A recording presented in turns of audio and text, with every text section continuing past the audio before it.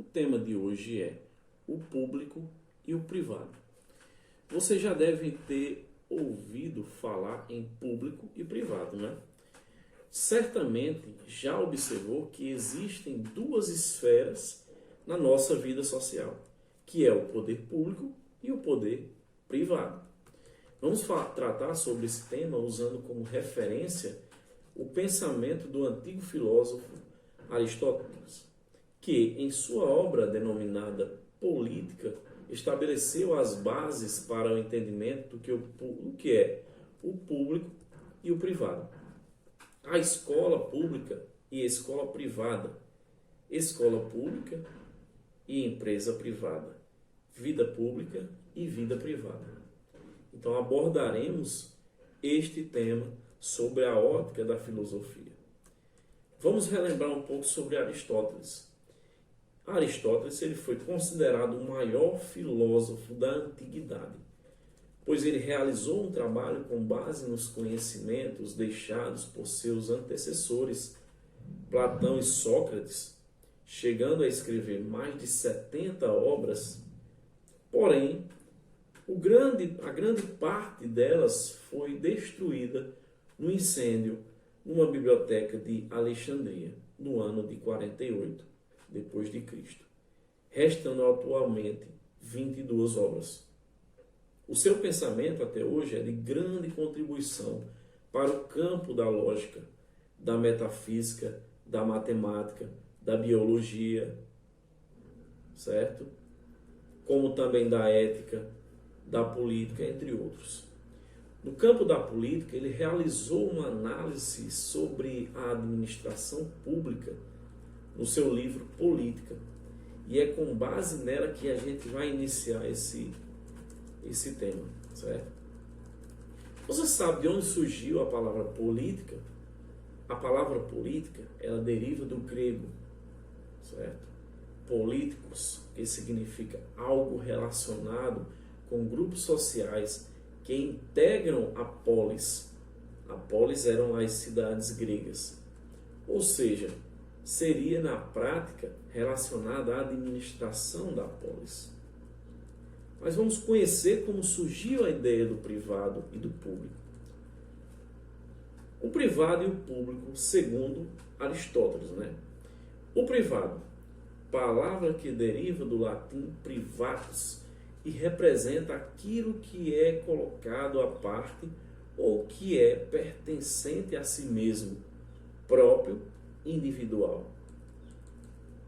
Para Aristóteles, falando na esfera do privado, tudo se inicia dentro de casa, não é? Na família. E é dela a responsabilidade pela formação da ética do indivíduo. A família para Aristóteles, ela é representação da esfera privada e esta se coloca como inferior à esfera política. Porém, com o seu devido valor e responsabilidade, né? Pois a ética individual, ensinada como dentro de casa, quando colocada em prática fora dela, se torna uma grande responsável pela harmonia e pela organização da vida pública. Segundo Aristóteles, o homem é um animal político. E dessa forma ele nos mostra que o homem tem a necessidade de criar essas conexões que vão gerar o sistema de organização da polis. Então, para Aristóteles, a cidade surge da família, né? Certo? Ele nos deixa claro que a ética particular que é ensinada em casa possibilita a formação de uma sociedade pública. Como o homem é, para ele, um animal político, ele é diferente dos demais animais, pois escolhe seus pares, formando assim uma família, que é a esfera privada. E a partir dela se constrói uma comunidade, né, que seria a esfera pública. E é a partir daí que vão surgir as relações sociais e as leis que regem o grupo. E essa organização social deverá auxiliar o homem e atingir a felicidade. Você sabia que para Aristóteles, a felicidade é a única finalidade da existência humana? Pois é, então uma barra de chocolate já resolveria a minha existência. Como diria, o chocolate vai no máximo satisfazer o desejo do tempo, te deixando alegre, mas a felicidade no contexto filosófico vai muito além disso. Segundo Aristóteles, a felicidade é um estado pleno de realização pessoal por ter realizado um bem. É algo que só se atinge a partir da virtude. Dessa forma, a felicidade seria a finalidade da vida privada. Agora vamos analisar como isso acontece na vida pública. Você conhece de onde surgiu a palavra pública? Palavra que deriva do latim publicus e diz respeito ao que é do povo, o que é aberto para toda a comunidade. Como já falamos, para Aristóteles, o homem nasceu para viver em sociedade.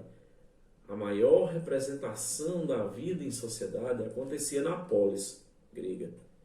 Ele afirmava que a cidade era uma associação humana e que, assim como o indivíduo, a polis possuía apenas uma finalidade, que era a do bem comum.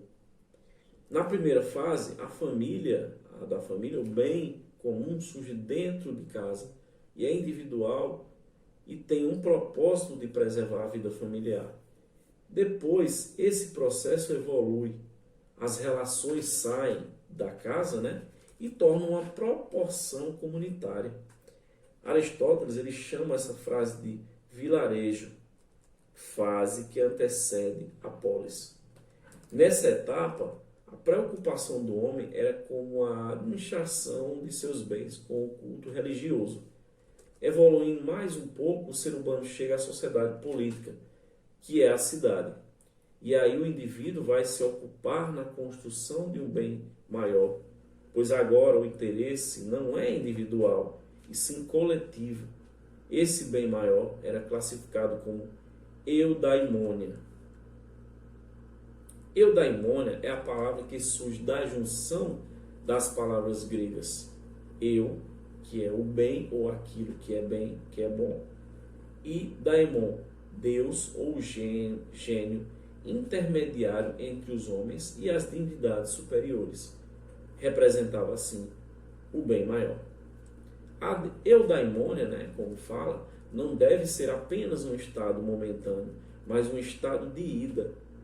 Assim, para Aristóteles, a eudaimonia está diretamente relacionada ao fazer o bem na vida pública.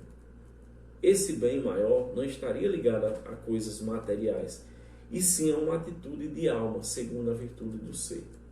Para Aristóteles, a verdadeira eudaimonia acontece quando o bem da cidade está acima do bem individual. Essa seria para ele a essência da vida pública, da vida política. Vamos falar sobre o poder privado.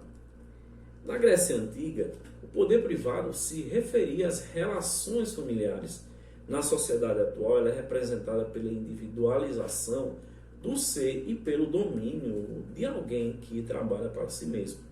Nesse domínio, as pessoas trabalham, trocam bens e sustentam as suas famílias. É, portanto, nesse sentido, separado do restante da sociedade, sendo o oposto que complementa o poder público. Nos dias atuais, o poder privado ele administra um setor garantindo a autoridade e a autonomia dos órgãos e das instituições que passam a existir independente do Estado. No poder privado, teremos em destaque as empresas autônomas, que constituem a chamada iniciativa privada. A iniciativa privada é um conjunto de atividades e organizações constituídas sem a participação do setor público. Constitui assim a prática de qualquer atividade feita por pessoal não ligadas e nem patrocinadas por algum governo. Essas empresas elas se dividem em grupos denominados de sociedade anônima, sociedade simples, sociedade empresária limitada, empresa individual de responsabilidade ilimitada, que é chamada de EIRELI, empresa individual e microempreendedor individual, que é o MEI. O poder público Na Grécia, se refere à administração da polis. Nos dias atuais, continua com a mesma função, pois diz respeito à administração pública da União, que seria o país, do Estado e do município. Para tanto, dispõe de um conjunto de órgãos com autoridade para realizar os trabalhos do Estado. O poder público é constituído, assim, de poder legislativo, executivo e judiciário, certo?